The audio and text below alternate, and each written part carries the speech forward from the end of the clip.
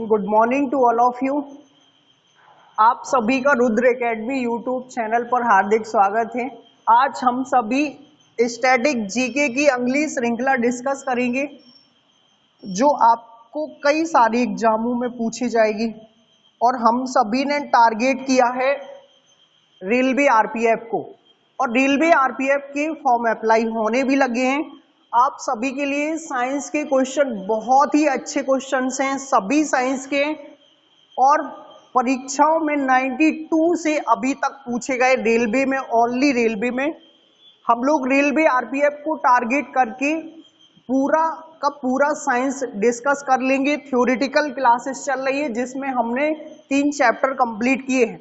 आज हम लोग उन्हीं थ्योरेटिकल क्लासेस की थ्योरी डिस्कस करने वाले हैं, तो आप सभी वीडियो के अंत तक बने रहिएगा। देखिए सबसे पहला क्वेश्चन कौन सा है। सबसे पहला क्वेश्चन है, पृथ्वी के वायुमंडल का सर्वाधिक घनत्व होता है। पृथ्वी के वायुमंडल का सर्वाधिक घनत्व होता है। आपसे 4 ऑप्शन है, क्षोभ मंडल, समताप मंडल, आयन मंडल, मध्य मंडल।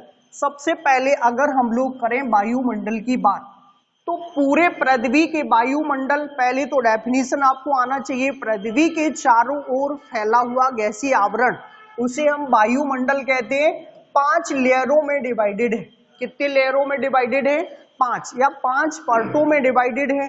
5 परतों में सबसे पहला जो परत है वो क्षोभ मंडल, ऑप्शन बी आपके पास है। क्षोभ मंडल पहला परत है। समताप मंडल ये पहली परत है, ये दूसरी परत है, ये तीसरी परत है, और ये चौथी परत है, ये तीसरी परत है। पहले क्षोभ मंडल है, फिर समताप मंडल है, फिर इसके बाद मध्य मंडल है और आयन मंडल है, और लास्ट में बाह्य मंडल है। ये ध्यान रखना है आपको, क्योंकि कभी कभी पूछा गया है, इनको इंग्लिश नेमों से भी पूछा जाता है। ट्रोपोस्फीयर, स्ट्रेटोस्फीयर, आयनोस्फीयर, एक्सोस्फीयर और मध्य मंडल को भी हम लोग बोलते हैं इंग्लिश में। तो आपको ध्यान रखना है मेसोस्फीयर। तो इनको कभी कभी ऑप्शन हिंदी में ना दे करके स्ट्रेटोस्फीयर को सबसे ज्यादा बार पूछा गया, समताप मंडल को। तो सबसे ज्यादा जो वर्षा होती है, वर्षा आप ध्यान रखिए क्षोभ मंडल में। घनत्व भी क्वेश्चन का आंसर होगा, तो राइट आंसर ये ऑप्शन के साथ ही जाएगा। सबसे ज्यादा घनत्व भी इसी मंडल में होता है। किसमें? क्षोभ मंडल में। वर्षा इसी में होती है, पक्षी इसी में उड़ते हैं। यहां से क्वेश्चन बनता है, ध्यान रखें, वर्षा संबंधी आंधी तूफान जो भी, पृथ्वी का सबसे निचला मंडल क्षोभ मंडल ही है। जो भी गतिविधियां होगी सारी की सारी क्षोभ मंडल में ही होंगी। जस्ट इसके बाद समताप मंडल है। समताप मंडल से 2 क्वेश्चन कई बार रेलवे ने पूछे। आप ओल्ड पेपर उठा के देखें, ओल्ड पेपरों को अगर उठा के देखेंगे तो आपको मिलेंगे ये क्वेश्चन बहुत बार। और आगे रेलवे आरपीएफ और सितंबर में रेलवे ग्रुप डी के 1 लाख प्लस पद आने वाले, उसमें भी तो एक क्वेश्चन बनता है कि यहाँ पर ओजोन परत है, तो पूछा जाता ओजोन परत कहाँ स्थित है, तो आप बताएंगे समताप मंडल में स्थित है। कहाँ स्थित है? समताप मंडल में स्थित है। इसकी मोटाई किससे मापते हैं? मोटाई को डॉप्सन से मापते हैं। किससे मापते हैं? डॉप्सन से। ओजोन परत की मोटाई मापने के लिए किसका प्रयोग करते हैं? डॉप्सन का प्रयोग करते हैं। फिर पूछा जाता है कि एरोप्लेन कहाँ चलाए जाते हैं, तो भाई साहब समताप में ही चलाए जाते हैं। कहाँ पर चलाए जाते हैं? समताप में। मध्य मंडल की बात करें हम, तो ये सबसे ठंडा मंडल है। पूरे वायुमंडल में सबसे ठंडा मंडल कौन सा है? मध्य मंडल। आप याद कर सकते हैं इसको। आयन मंडल संचार के लिए प्रसिद्ध है। किसके लिए? संचार। यहाँ पर जितने भी सैटेलाइट, आपके घर में टीवी चलता होगा, चलता है ना सभी के घर में टीवी, तो टीवी भी किससे चलेगा? टीवी किससे चलेगा? संचार संबंधी सैटेलाइट, ये सारे के सारे आयन मंडल में स्थापित है। दूसरा ध्यान रखें, इसी आयन मंडल से जिसके जस्ट नीचे लगा हुआ है बाह्य मंडल, जहां पर सबसे ज्यादा हाइड्रोजन और हीलियम गैसेस पाई जाती है। और अंतरिक्ष में भी सबसे ज्यादा कौन सी गैस? हाइड्रोजन पाया जाता है। तो आप इस क्वेश्चन का जो राइट आंसर होगा वो क्षोभ मंडल के साथ जाएगा। कौन सा मंडल? क्षोभ मंडल बनेगा ना सभी से, किसी को कोई दिक्कत तो है नहीं। फर्स्ट क्वेश्चन हमारा राइट आंसर होगा ये ऑप्शन। सेकंड क्वेश्चन पर बात करेंगे। देखिए सेकंड, नीचे समझ में आ रहा ना आपको? सेकंड क्वेश्चन है संचार उपग्रह किस मंडल में स्थित होते हैं? अभी अभी डिस्कस किया, क्वेश्चन भी है, कई बार पूछा गया है। मध्य मंडल ऑप्शन है आपके पास, आयन मंडल, बाह्य मंडल और समताप मंडल। तो कहां पर स्थित हैं? बिल्कुल आयन मंडल में स्थित है संचार संबंधी उपग्रह। जितने भी एफएम सेवा, रेडियो सेवा, टेलीविजन सेवा, जितना जो कुछ भी है वो सारा का सारा सैटेलाइट कहां पर है? आयन मंडल। तो राइट आंसर कौन सा होगा? B option. इसको मध्य मंडल, इसका तापमान -80 डिग्री सेल्सियस तक हो जाता है, सबसे ठंडा मंडल है। वायुमंडल, यहाँ पर हाइड्रोजन और हीलियम गैसेस की अधिकता पाई जाती है। ये अंतरिक्ष यहाँ से प्रारंभ होगा। समताप मंडल अभी अभी समझाया, एरोप्लेन भी यही चलते हैं और ओजोन लेयर भी कहाँ पाई जाती है? समताप में। सेकंड क्वेश्चन पर हम देखेंगे सेकंड क्वेश्चन, समुद्री गहराई मापते हैं। आपको एक चैप्टर पढ़ाया गया था मापन एवं यूनिट्स पढ़ाया गया था ना, उसमें सारी यूनिट्स पढ़ाई गई थी आपको, चाहे समुद्र की हो चाहे किसी और की हो। और एक क्वेश्चन हर बार यूनिट से परीक्षा में पूछा गया है, खासकर रेलवे में, खासकर किस में पूछा गया है? और हम रेलवे आरपीएफ और रेलवे ग्रुप डी को ही टारगेट करके चलेंगे। आपको साइंस से एक भी क्वेश्चन ऐसा नहीं होगा जो आपसे ना बने। सिर्फ और सिर्फ वीडियो को देखते रहना है और अंत तक देखना है और उनका प्रैक्टिस करना है ज्यादा से ज्यादा। अभी सिंपल से स्टार्ट हुआ है, कुछ ऐसे भी क्वेश्चन होंगे जो आपके सर के ऊपर से भी जाएंगे, तो आपको बहुत कुछ सीखने के लिए मिलेगा। सबसे पहला क्वेश्चन है, फर्स्ट चैप्टर में कंप्लीट किया गया था। दूसरा क्वेश्चन, तीसरा है ये, समुद्री गहराई मापते हैं फैदोमीटर या फैदम से। किससे मापते हैं? इसको हम लोग फैदोमीटर के नाम से भी जानते हैं। किसके नाम से? फैदोमीटर। अगर कैंडेला की बात करें तो ज्योति तीव्रता की इकाई है। किसकी इकाई है? ज्योति तीव्रता। और ज्योति तीव्रता आप सभी जानते हैं, सीडी से डिनोट करते हैं इसको। जितना चमकीली वस्तुएं सब ज्योति तीव्रता में आती है, जैसे बिजली, जैसे सूर्य का प्रकाश, जितना जो कुछ चमक रहा है किस में आएगा? ज्योति तीव्रता में। और जो बुझा हुआ है, समझ रहे ना, चमकता हुआ, बुझा हुआ नहीं, इस बात को ध्यान रखो। डेसिबल, इससे ध्वनि को मापा जाता है। किसको नापा जाता है? एक क्वेश्चन पूछा जाता है, निम्न में से ध्वनि कहाँ गमन करती है? तो माध्यमों में ही गमन करेगी। और कौन कौन से माध्यम? ठोस, द्रव और गैस। इसके बाद कभी कोई पूछे अंतरिक्ष में ध्वनि गमन करती है? पॉसिबल नहीं है, इस बात को ध्यान रखिएगा। ध्वनि अंतरिक्ष में गमन नहीं करती है या स्पेस में गमन नहीं करती है। ये सबसे ज्यादा इसकी चाल ठोस में होती है, फिर पानी में होती है और लास्ट में गैस में होती है। और डेसिबल किसका है? ध्वनि मापने का। अगला केल्विन, ये ताप मापने का यंत्र है। किसका? तापमान मापने का। आपसे क्वेश्चन पूछा जाता है ताप मापने की कितनी पद्धतियां हैं? तो भाई साहब 4 पद्धतियां हैं। कितनी पद्धतियां हैं? एक तो डिग्री सेल्सियस, क्या है? डिग्री सेल्सियस, समझ पा रहे ना? तो 1 डिग्री सेल्सियस, एक है फ़ारेनहाइट, एक है र्यूमर और एक है केल्विन। पूरे देश में और विश्व में 4 ही ताप मापने की पद्धतियां हैं। क्वेश्चन तो ये पूछा गया है कि जो ताप मापने की पद्धतियां हैं तो उनसे हमारे बॉडी का तापमान कितना होता है। कई बार क्वेश्चन पूछा गया। मनुष्य के शरीर का तापमान किस में पूछ लिया जाता है? केल्विन में पूछा जाता है। सबसे ज्यादा पॉपुलर से केल्विन में पूछे, चाहे किसी में ही पूछे, बच्चे ज्यादातर 37 लगाते हैं। कितना लगाते हैं? 37 लगाते हैं। उनको पता नहीं होता है कि 37 सेल्सियस में होता है। 37 किस में होता है? सेल्सियस में होता है। और केल्विन में तो 310 होता है भाई साहब। कितना होता है? 310 केल्विन मनुष्य की बॉडी का। और डॉक्टर जो प्रयोग करते हैं वो फ़ारेनहाइट को 98 पॉइंट कुछ होता है, तो आपको 98.4 के आसपास। र्यूमर में 29.2 होता है। तो ये आपको ध्यान रखना है कि मनुष्य के शरीर का तापमान चारों पैमानों में कितना कितना होता है। आपको समझ में आया होगा। तो केल्विन ताप मापने की इकाई है। किसकी इकाई है राहुल, समझ में आ रहा?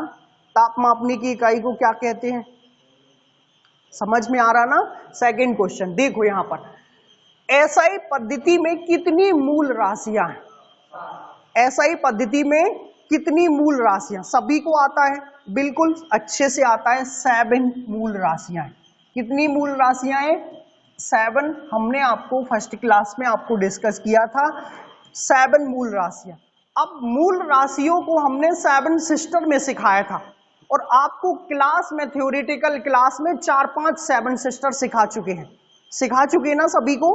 पहली वाली 7 सिस्टर यही थी, तो पहली वाली 7 सिस्टर कौन कौन सी मूल राशियां हैं आप भी ध्यान रखें। सबसे पहला है लंबाई, फिर द्रव्यमान, फिर इसके बाद तापमान, समय, फिर विद्युत धारा और फिर ज्योति तीव्रता। 1 मिनट और, हाँ बिल्कुल। फिर इसके बाद पदार्थ की मात्रा। 7 सिस्टर। आपको दूसरी 7 सिस्टर सिखाई थी मीटर से बड़ी इकाइयां, अगली मीटर से छोटी इकाइयां 7 सिस्टर में ही कंप्लीट किया था पूरा का पूरा। फिर कॉस के मान सिखाए थे 7 सिस्टर में, फिर साइन की भी टेबल सीखी थी हम सभी ने। तो आपको याद होगा भाई पहली 7 सिस्टर है, मूल राशियों की संख्या 7 सिस्टर ही होती है, 7 सिस्टर में 7 ही होती है। ये हमने आपको 7 जो कुछ होगा साइंस में वो 7 में ही होगा, ये हमने थ्योरेटिकल क्लास में आपसे डिस्कस किया था और कई सारी आपको रटवाए थे। लंबाई, द्रव्यमान, तापमान, समय, विद्युत धारा, ज्योति तीव्रता, पदार्थ की मात्रा याद हो जाएगा सभी को। और इनका मात्रक भी ध्यान रखो, लंबाई को मीटर और द्रव्यमान को केजी, द्रव्यमान का केजी, तापमान का केल्विन, समय का टी या सेकेंड, टी को बीवीय सूत्र में डिनोट करते हैं, विद्युत धारा एम्पियर, ज्योति तीव्रता सीडी, पदार्थ की मात्रा मोल, इसको स्मॉल एन से प्रदर्शित करते हैं, एम से नहीं भाई साहब, एन से।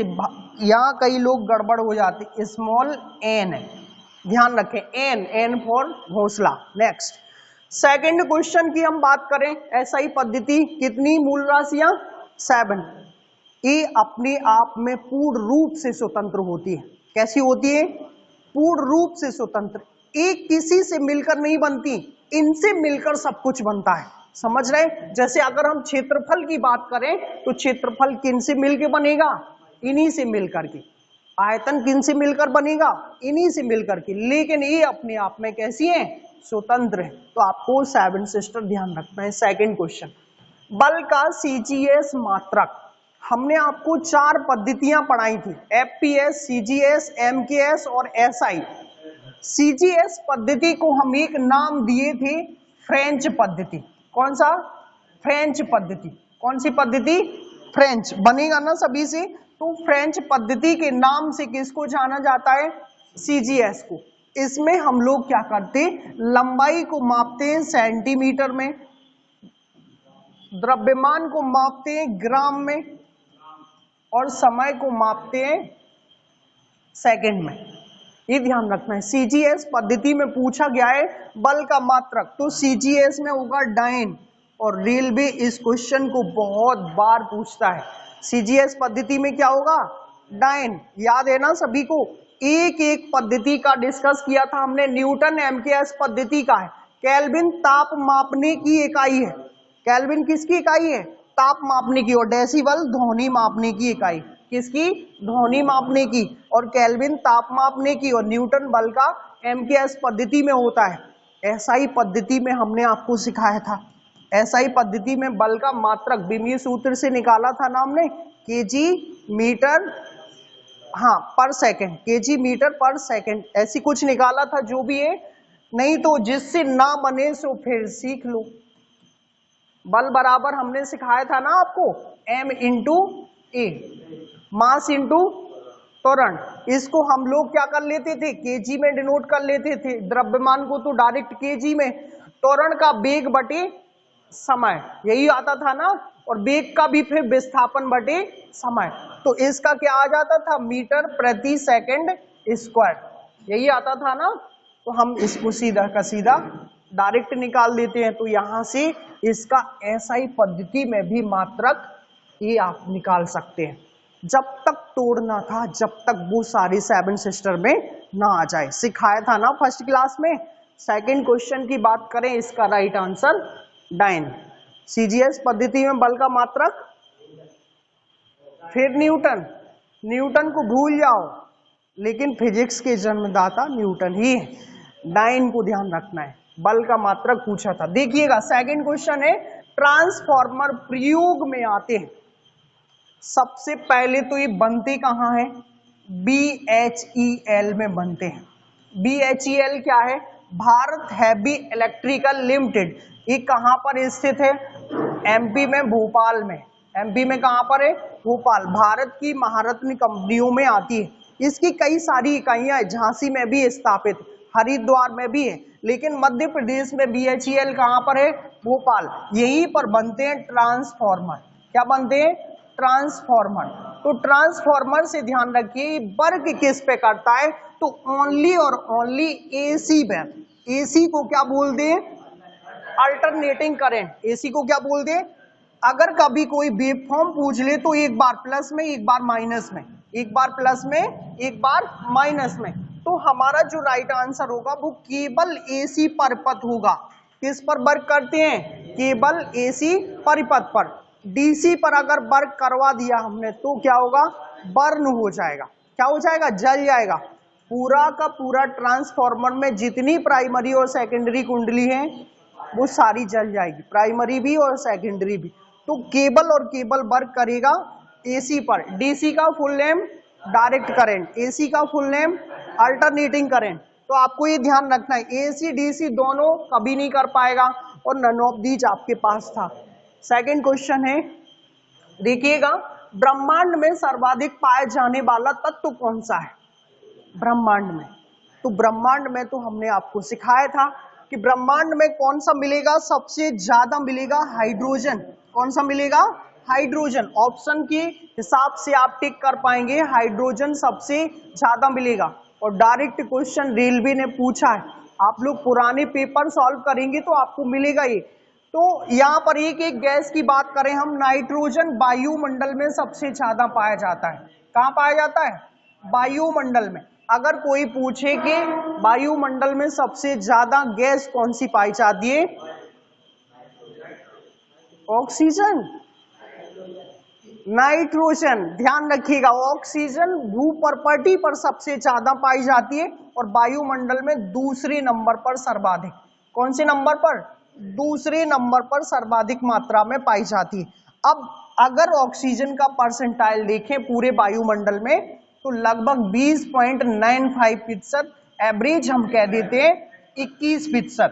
ध्यान रखें, इसका जो परसेंटाइल होता है वो 78%, मतलब 78% पाई जाती है नाइट्रोजन, और ऑक्सीजन कितना परसेंट, 21% वायुमंडल में ये दोनों गैसेस मौजूद हैं। ये सबसे ज्यादा ब्रह्मांड में, ये भी ब्रह्मांड में मिल जाती है। हाइड्रोजन हीलियम का प्रयोग हम लोग अभी बम बनाएंगे तो आपको प्रयोग बताएंगे, नाभिकीय विखंडन और नाभिकीय संलयन। सेकंड क्वेश्चन जो हमारा होगा, मनुष्य ने पहली बार चांद पर कदम कब रखा। बहुत ज्यादा बारी डेट ऑफ बर्थ पूछी गई है। सबसे पहली बार चांद पर कौन पहुंचा, सबसे पहले चांद पर कौन पहुंचा, तो नील आर्मस्ट्रॉन्ग। कौन पहुंचे थे, नील आर्मस्ट्रॉन्ग, ये सबसे पहले पहुंचे थे। तो नील आर्मस्ट्रॉन्ग ने कदम रखा कब, 1969 में। कब रखा था, 1969। तो ध्यान रखिएगा, सबसे पहले चांद पर कौन पहुंचे, नील आर्मस्ट्रॉन्ग। कौन पहुंचे, नील आर्मस्ट्रॉन्ग। और कब पहुंचे, 1969 में, जब हमारे यहाँ इसरो की स्थापना की गई थी। किसकी, इसरो की स्थापना। समझ रहे ना, इस डेट को ध्यान रखना है, इसरो की स्थापना, जिसको हम बोलते हैं इंडियन स्पेस रिसर्च ऑर्गेनाइजेशन, इसी डेट में। और इसी डेट में हमारे यहाँ पर पहला परमाणु संयंत्र लगाया गया था? महाराष्ट्र के तारापुर में। कहां पर लगाया गया था? महाराष्ट्र के तारापुर में। किसके सहयोग से? अमेरिका के सहयोग से। किसके सहयोग से? अमेरिका के सहयोग से। तो ये डेट ध्यान रखिएगा 1969, याद रहेगा सभी को। चांद पर कदम रखने वाले पहले व्यक्ति Neil Armstrong. Second question, IIFM कहाँ स्थित है? IIFM, अब इसका पूरा फुल नेम अगर देखा जाए तो इंडियन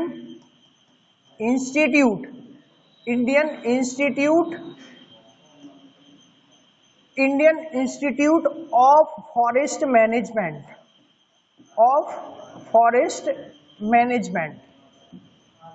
तो आपको ध्यान रखना है इंडियन IIFM का पूरा नाम Indian institute of forest management. कहाँ स्थित है? डायरेक्ट आंसर पर चलेंगे, भोपाल में स्थित है। कहाँ स्थित है? भोपाल में। बहुत बार क्वेश्चन पूछा गया है। भोपाल से ध्यान रखिए वन विहार राष्ट्रीय उद्यान है। कौन सा राष्ट्रीय उद्यान? वन विहार राष्ट्रीय उद्यान। कहाँ पर है? वहीं पर है, भोपाल में ही। भोपाल में ही भोजताल। भोपाल में क्या है? भोजताल।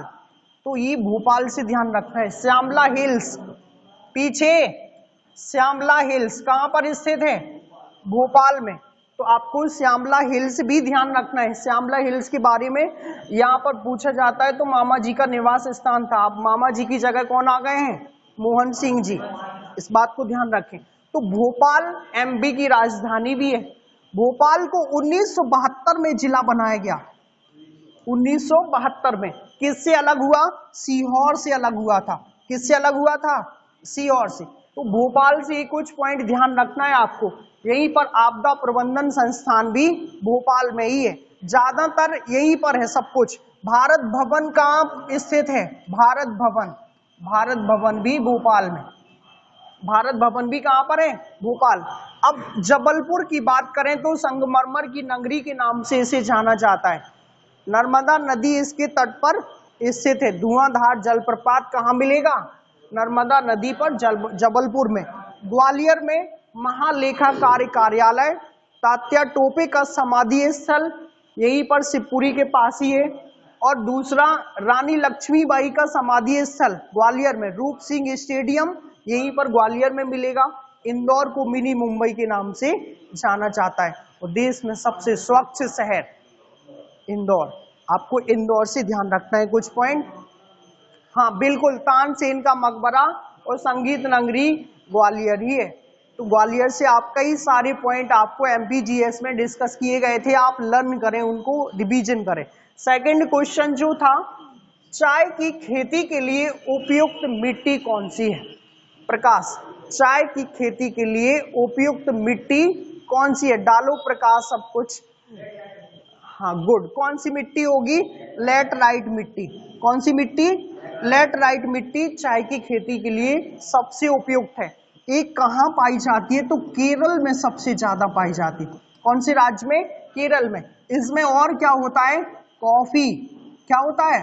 कॉफी और चाय और मसाले। कॉफी, चाय और मसाले की खेती किसमें होगी? लैटराइट मृदा में।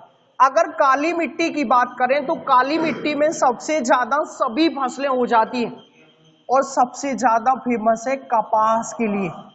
कपास कहाँ सबसे ज्यादा होता है? गुजरात राज्य में। कौन से राज्य में? कपास इतना ज्यादा होता है कि इसको कपासी मृदा के नाम से भी जाना जाता है। इसी काली को हम लोग कहते हैं रेंगुर। क्या कहते हैं? रेंगुर। इसी को अंतरराष्ट्रीय स्तर पर जानते हैं बर्टीसॉल के नाम से। किसके नाम से? बर्टीसॉल। ये नाम बहुत पॉपुलर है। यूक्रेन और अमेरिका में इसको चीरनोचम भी कह देते हैं। क्या कहते हैं? चीरनोचम। कहाँ कहाँ पर? यूक्रेन और अमेरिका में। तो आपको ये कुछ पॉइंट ध्यान रखना है। कौन सी मिट्टी से? पानी को सोखने की क्षमता किस मृदा में? काली मृदा में।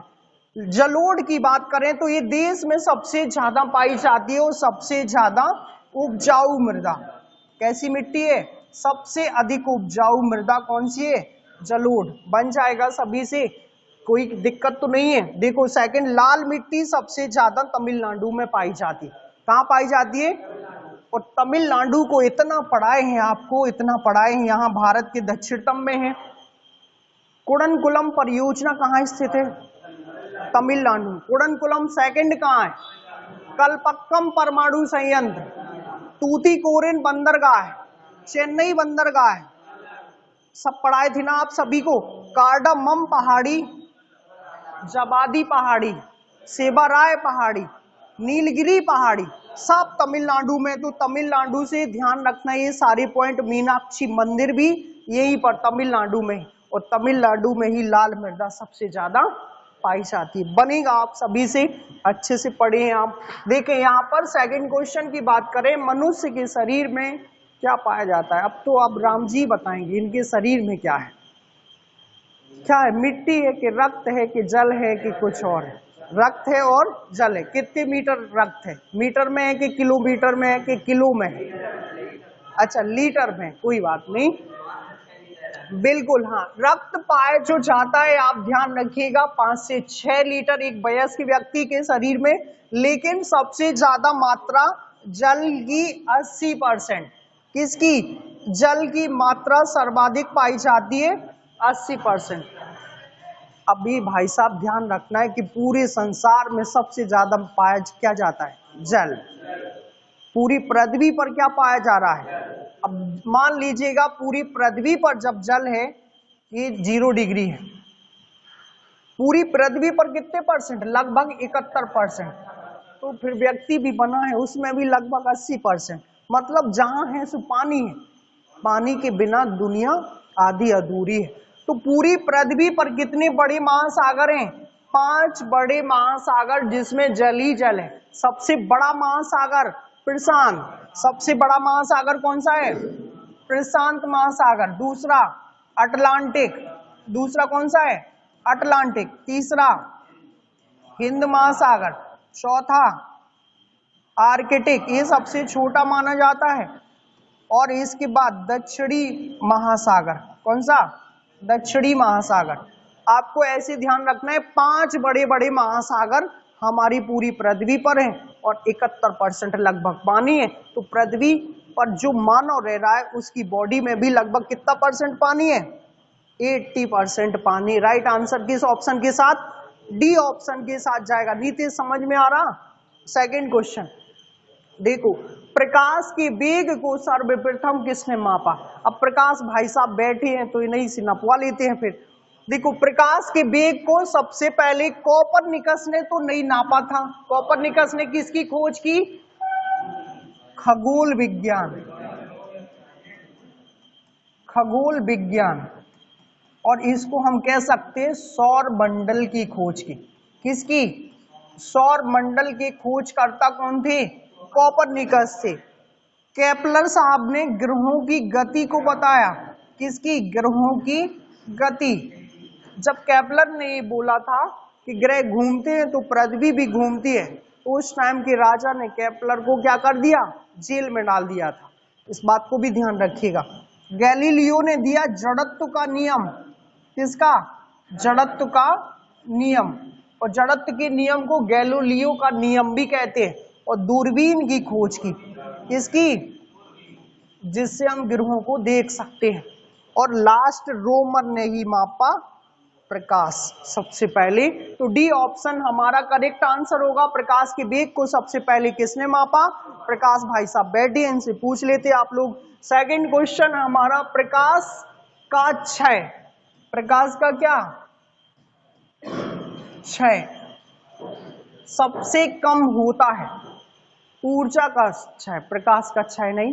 किसका क्षय? ऊर्जा का क्षय सबसे कम होता है। दिष्ट धारा में ये डीसी है, प्रत्यावर्ती धारा में ये एसी है। ये दोनों एसी और डीसी, और इनमें से कोई नहीं। तो सबसे कम जो लॉसेस होता है ऊर्जा का क्षय, वो डीसी में होता है। किसमें होता है? डीसी में। तो हमारा जो राइट आंसर होगा वो ए ऑप्शन के साथ ही जाएगा। कभी भी ये क्वेश्चन मिले आपसे, रेलवे में पूछे गए हैं, फिर भी आप एक बार फोकस करके पढ़िए। ऊर्जा का सर्वाधिक क्षय सबसे कम, और ज्यादातर क्षय एसी में हो जाता है। ज्यादातर किस में होता है? एसी में, और कम किस में होता है, डीसी में। तो फिर हम डीसी का प्रयोग क्यों नहीं करते, क्योंकि ये अधिक डेंजरस है। इसका जो वेव फॉर्म बनता है ना, डायरेक्ट करंट बनता है सीधा, ये डीसी है, और एसी का वेव फॉर्म बनता है प्लस फिर माइनस। तो आपको एसी में झटका लगने का चांस है, डीसी में तो एक बार चिपके तो सीधे जब तक भगवान के पास ना पहुंच जाएंगे तब तक आपको वो छोड़ेगा नहीं। तो डीसी को ध्यान रखिएगा, अधिक डेंजरस होने के कारण हम इसका प्रयोग ज्यादातर नहीं करते। कहाँ करते हैं, बैटरी चार्ज करने में। किसमें, बैटरी। सबके पास मोबाइल होगा, पहले के जमाने में मंत्र हुआ करते थे, आज आधुनिक जमाने में सबके पास वरदान के रूप में मोबाइल मिला हुआ है, उसमें बोलो सब कुछ उपस्थित। उसकी जो बैटरी है वो किससे चार्ज होगी, डीसी से चार्ज होगी। बैटरियां जितनी भी चार्जेस होंगी वो सारी की सारी किससे होंगी, डीसी से चार्ज होंगी। राइट आंसर ये ऑप्शन के साथ जाएगा। सेकंड क्वेश्चन देखिए, चलिए पढ़ते हैं। वायुमंडल की आर्द्रता मापने वाला यंत्र है। वायुमंडल में जो आर्द्रता है, हमने आपको वैज्ञानिक उपकरण पूरा लिखवाए लगभग 100 के आसपास। वैज्ञानिक उपकरणों से ये क्वेश्चन कई बार एग्जामों में पूछा गया, और आपको थ्योरेटिकल क्लासेस में फर्स्ट चैप्टर में शायद सेकंड चैप्टर में सारे वैज्ञानिक उपकरण लिखवाए थे।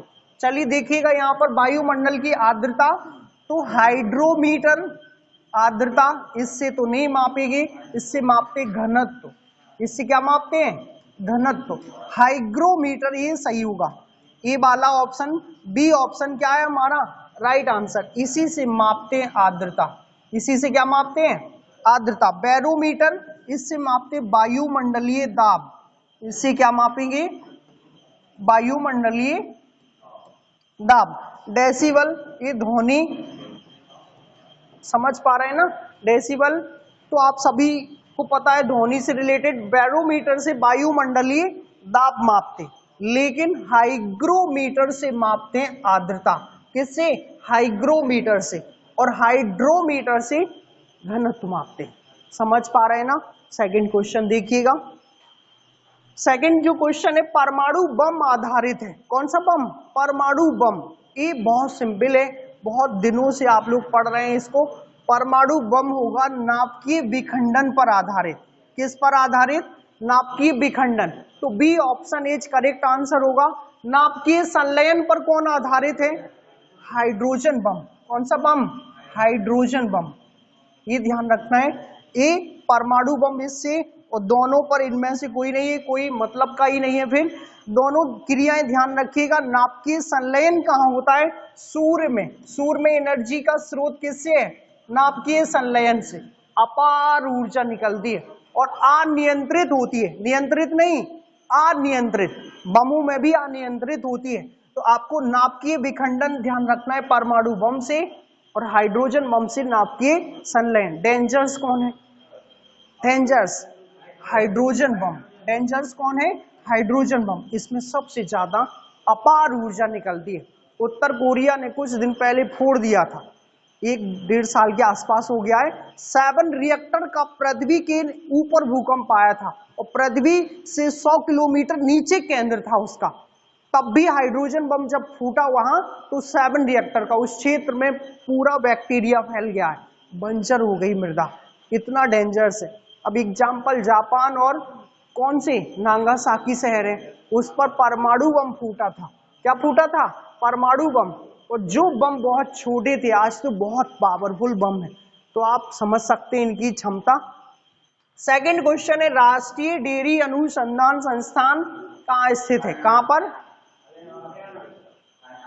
हाँ करनाल में। कहाँ पर है, करनाल, हरियाणा ऑप्शन सही होगा, और करनाल में स्थित है। कहाँ पर स्थित है, करनाल। और कब स्थापित हुआ, 1955। कब हुआ स्थापित, 1955। तो हरियाणा के करनाल में राष्ट्रीय डेयरी अनुसंधान संस्थान स्थित है। सारे अनुसंधान का टॉपिक आपको पढ़ा दिया गया था। उत्तर प्रदेश में आप ध्यान रखो गन्ना अनुसंधान संस्थान है, यहाँ पर चीनी तकनीकी अनुसंधान संस्थान है। पंजाब देश में सबसे ज्यादा फसल उत्पादन प्रति हेक्टेयर वाइज पंजाब ही है। इसको 5 नदियों की भूमि के नाम से भी जानते हैं। 5 नदियों की भूमि, और इसको पंचनद भी कहते हैं। पंजाब को 5 नदियों में झेलम, चिनाब, रावी, ब्यास, सतलज, पंजाब सभी जानते हैं। और पंजाब में आपको ध्यान रखना है नांगल परियोजना। कौन सी? नांगल परियोजना इसी पर स्थित है, सतलुज नदी पर, पंजाब में ही। तो आपको ये नांगल परियोजना भी ध्यान रखना है। पंजाब से ही ध्यान रखें हरिके डैम। कौन सा? हरिके।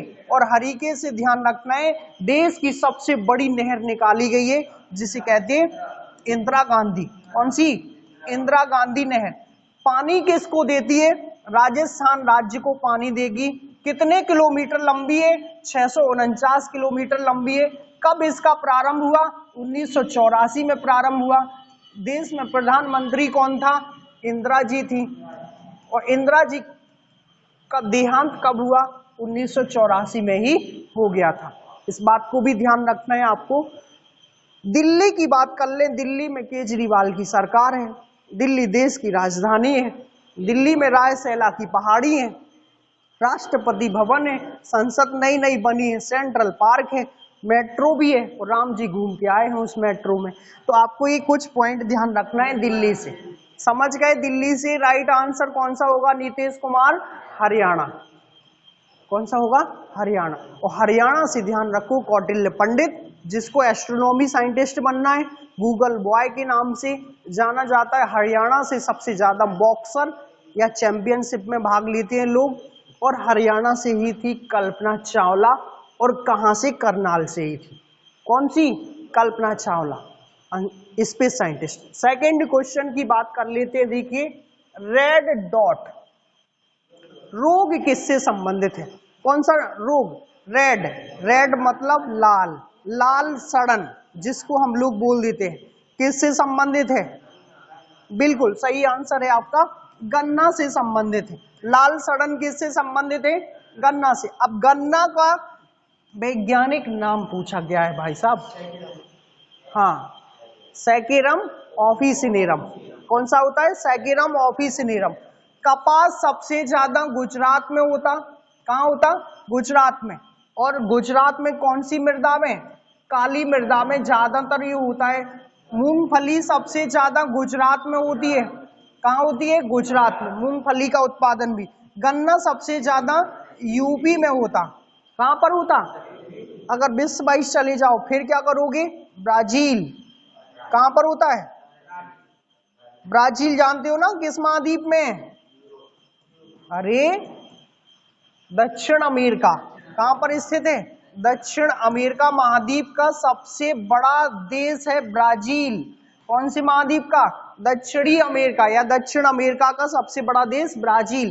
तो आप यूपी के बाद गन्ना 20-22 ब्राजील में, और वैसे होता है क्यूबा प्रति हेक्टेयर वाइज, क्यूबा और अमेरिका, क्यूबा और अमेरिका। तो गन्ना से आपको ये कुछ पॉइंट ध्यान रखना है। केला की बात करें, केला सबसे ज्यादा अपने एमपी में बुरहानपुर में। कहां पर? बुरहानपुर। और वैसे महाराष्ट्र में। वैसे कहां पर?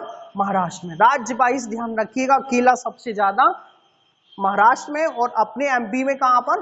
बुरहानपुर। और बुरहानपुर में भी केला अनुसंधान संस्थान क्या स्थित है? केला अनुसंधान संस्थान बुरहानपुर में ही स्थित है। तो रेड डॉट का राइट आंसर जाएगा गन्ना। केला, केला, केला, केला है, समझ लीजिएगा। भारत में किस फसल का सर्वाधिक क्षेत्रफल है? भारत में किस फसल का? फसल जानते हैं ना? सबसे ज्यादा क्षेत्रफल धान का है या चावल का है? धान का क्या क्षेत्रफल सबसे ज्यादा है? तो धान सबसे ज्यादा होता है पश्चिम बंगाल में। कहाँ होता है? पश्चिम बंगाल। समझ पा रहे ना आप? पश्चिम बंगाल में प्रति हेक्टेयर उत्पादन की बात करें तो कहां पर होगा धान? पंजाब में। प्रति हेक्टेयर उत्पादन में पंजाब। अगर बेसिन वाइज पूछ ले तो महानदी बेसिन। कौन सा बेसिन? महानदी बेसिन। और महानदी बेसिन किस राज्य में स्थित है? छत्तीसगढ़। और छत्तीसगढ़ को धान का कटोरा कहा जाता है। तो आपको ये कुछ पॉइंट धान से ध्यान रखना है। ओराइजा सटाइवा इसका वैज्ञानिक नाम। क्या नाम है? ओराइजा, ओराइजा सटाइवा, ये कभी कभी पूछ लिया जाता है। गेहूं की बात करें टिटिकम एस्टिवम, गेहूं का टिटिकम एस्टिवम, गेहूं सबसे अधिक यूपी में होता। कहां पर होता? यूपी में। प्रति हेक्टेयर से कहां होगा? प्रति हेक्टेयर पंजाब। प्रति हेक्टेयर कहां होगा? पंजाब। तो गेहूं को ध्यान रखो, दूसरी बड़ी खाद्यान्न फसल, और पहली बड़ी धान या चावल। मक्का कर्नाटक राज्य में होता है। कहां होता? कर्नाटक। देश में सबसे ज्यादा मक्का का उत्पादन पश्चिमी घाट, अभी पढ़ाए थे ना, कर्नाटक में ही होता है। और चाय सबसे ज्यादा असम में होती है। और देश में कितनी जगह चाय होती है? 4 जगह, असम, पश्चिम बंगाल, हिमाचल और नीलगिरी। नीलगिरी तमिलनाडु में मौजूद है। तो चाय को ध्यान रखो, असम राज्य से। कहां से? असम राज्य से। सबके घर में बनता है। सेकंड क्वेश्चन की बात कर लेते हैं हम लोग। भारत में अधिकतम फूलों की किस्में पाई जाती हैं? सबसे ज्यादा फूल कहां पाए जाते हैं?